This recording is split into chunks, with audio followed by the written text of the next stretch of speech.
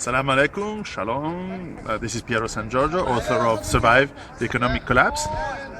Second video from, technically we're in Israel, but obviously we're on the place of the Mosque Al-Aqsa here in Jerusalem, Al-Quds in Arabic. And very, very fantastic place. I think Jerusalem is, 4,000-year-old city, full of history, full of so many phases of from the old times, the Jewish, the Babylonians, of course, Greek, Romans, Arabs, Crusaders, Mamluks, Ottomans, and then, of course, mandate of the British and Israeli independence from 1948, and here, of course, under Israeli supervision since 1967. Magnificent mosque, I think, built by I think it's Abd al-Malik in the 6th century, something around 6th century, and obviously one of the holiest places for Muslims around the world. So the question is, why am I here for presenting my book, of course, to the local market here today in 2013, but also because when you talk about surviving an economic collapse and you talk about sustainable autonomous bases, clearly this region is very interesting. And Israel in particular, if you think about Israel today is a very modern, thriving economy, very dynamic place with people from all over the world having come here, mostly of course Jewish, but also a lot of Arab people living here, and also Europeans, Christians living in Israel, but also near Jerusalem.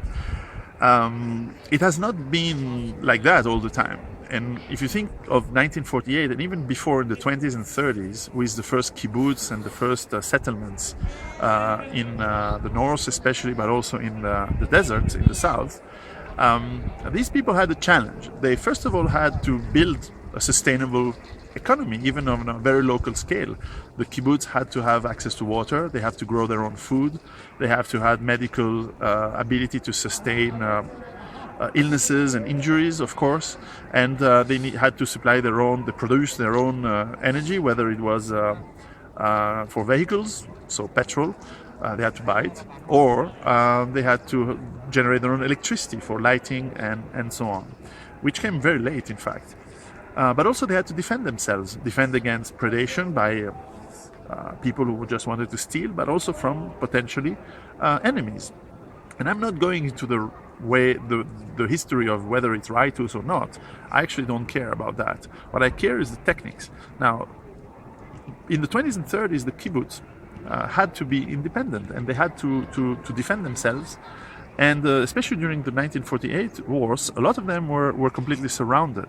So it was very, very interesting to study, and it is very interesting to talk with Jewish people here, how they survived and how they actually thrived throughout the independence war, but also throughout the difficult times of the 50s and 60s.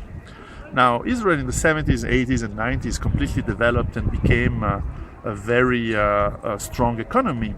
And before it was alone. They didn't have support from America until the 70s. They didn't have support officially from a lot of governments until then. So they had to rely a lot on their ingenuity and also help from Jewish people around the world, which is very interesting to study. So I'm here also to learn how a country can become a sustainable autonomous base, as Israel has been since its inception.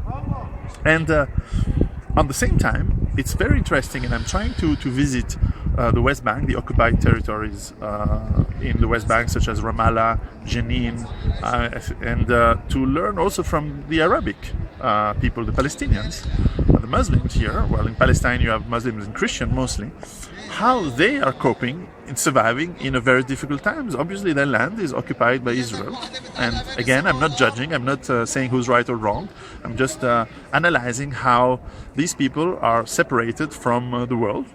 They depend completely on occupying power, and of course the problem for them is getting water, is getting land to produce food. They have a ruling class which is not always completely open and is often corrupt. So they have problems also for that. Access to medicine, access to hospitals is not that simple. So I'm also very interested to understand how that community, which is not exactly thriving, but at least is surviving, manages to do it against some odds today. And I'm not even going into Gaza, which is another level of problems, unfortunately for them, because of course it's 1.5 million people crammed in one little piece of land, and obviously they don't have autonomy and they don't have sovereignty. So they have to rely on Israel to get a lot of supplies, especially medical supplies, but also food stuff, construction materials, etc., etc. And of course they work with contraband. They supply and smuggle supplies from Egypt mostly, and so on, including weapons. So it's a very complex and very interesting for me who studies that, because as you may know if you've read my book, what I'm trying to say is that as individuals, but also as groups, we have to develop our autonomy, our sustainability over time. So that's why I call it a sustainable autonomous base. And of course the ideal situation is when a whole area, why not a whole country, a whole nation, can become a sustainable autonomous base, because that ensures the survivability and how you can survive when economy collapses in the world, which it will. Now, Palestine has much more difficulties, but Israel also, today, it doesn't seem that they will have problems because it's thriving. They have probably one of the most powerful armies in the world. They have a very strong, educated people. But they also depend a lot on global commerce and global economy to do well.